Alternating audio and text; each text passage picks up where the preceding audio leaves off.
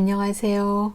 임승우 목사님의 묵상 사무엘상 10장 제목 왕이 되려면 새 사람이 되어라. 내게는 여호와의 영이 크게 임하리니 너도 그들과 함께 예언을 하고 변하여 새 사람이 되리라. 사무엘상 10장 6절 말씀. 독재는 없다. 이스라엘이 왕을 원했지만 하나님께서는 이스라엘 백성들에게 자기 마음에 드는 왕을 뽑게 하거나 싸움 잘하는 사람 중에서 가장 강한 사람이 왕이 되게 하지 않으셨습니다. 여호와 하나님은 이스라엘을 구원하고 세상을 구원하는 일에 당신과 마음이 맞는 사람을 왕으로 삼고자 하셨습니다. 하나님과 마음이 맞는 사람은 자신을 불신하고 하나님을 신뢰하고 의지하는 사람이어야 했습니다. 그는 자신이 잘나서 왕이 되었다는 생각을 버려야 했습니다.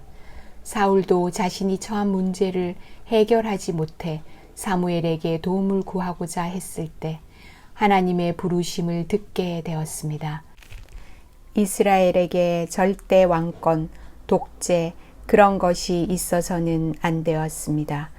하나님도 그런 분이 아니었고 하나님의 부르심을 받은 왕도 그런 사람이 아니어야 했습니다. 확신은 있다.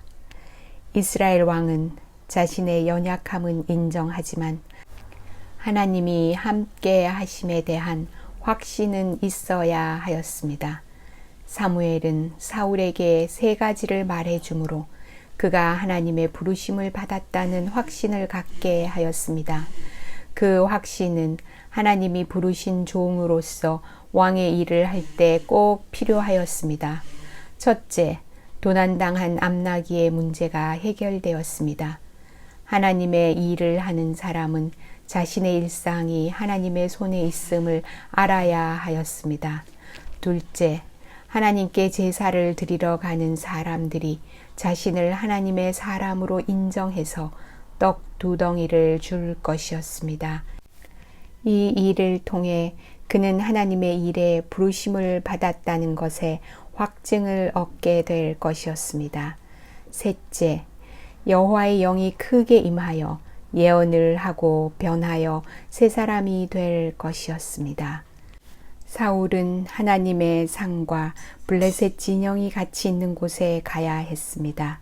그는 자신이 앞으로 싸워야 할 대상을 자신의 힘으로는 이길 수 없다는 것을 알아야 하였습니다.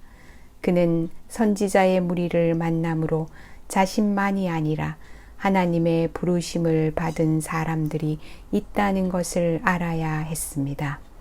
그는 여호와의 영이 크게 임하는 경험을 해야 하였습니다. 그는 하나님의 말씀인 예언을 따라야 했습니다. 그렇게 그는 새 사람이 되어 하나님의 싸움을 싸워야 하였습니다. 이스라엘의 왕은 잘나고 힘센 사람이 아니라 새 사람이 되는 일이 먼저이어야 하였습니다. 기도, 매일 이 연약한 죄인이 새 사람이 되게 하소서. 아멘.